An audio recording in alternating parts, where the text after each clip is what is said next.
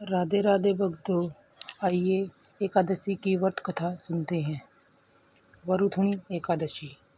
वैशाख कृष्ण पक्ष। युधिष्ठिर ने पूछा, भगवान, वैशाख माह के कृष्ण पक्ष की एकादशी का नाम तथा उसकी विधि क्या है? उससे कौन से फल की प्राप्ति होती है? श्री कृष्ण बोले, राजेश्वर, वैशाख माह के कृष्ण पक्ष की एकादशी का नाम रुथुनी है।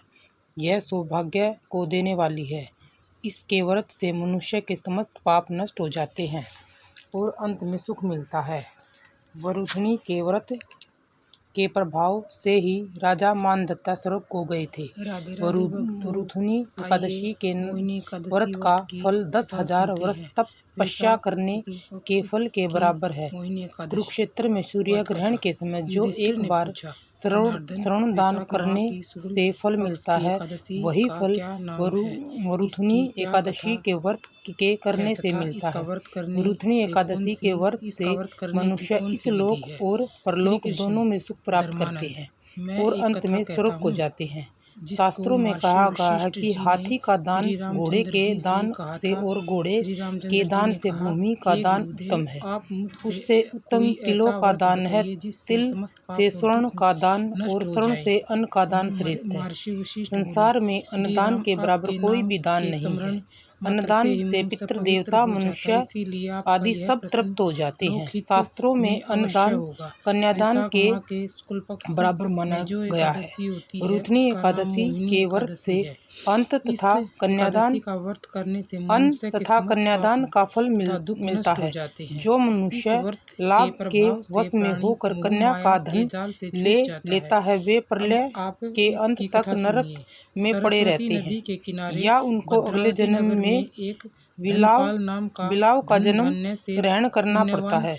जो मनुष्य प्रेम से एवं धन सहित कन्यादान करते हैं, उनके पुण्य को चित्रगुप्त भी लिखने में असमर्थ हो जाते हैं।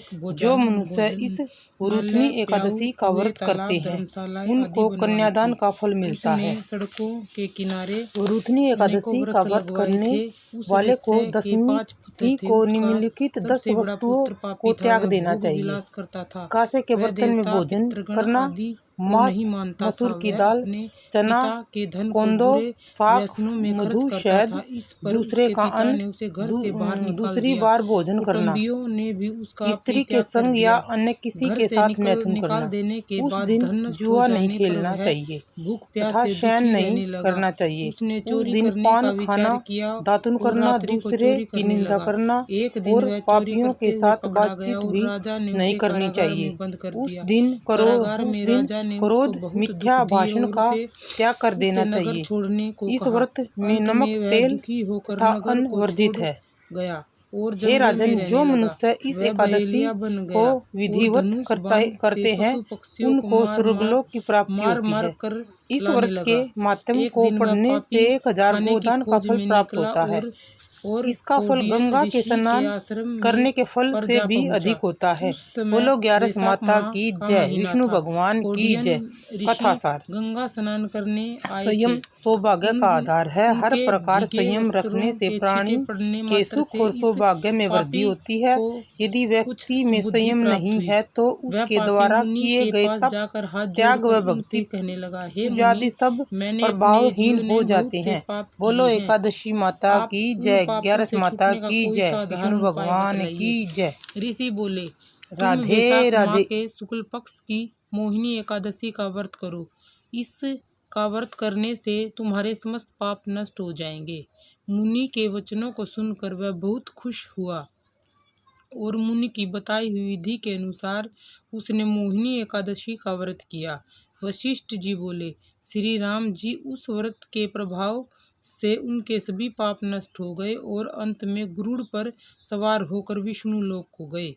इस व्रत में मोह आदि भी नष्ट हो जाते हैं। इसके महात्म्य के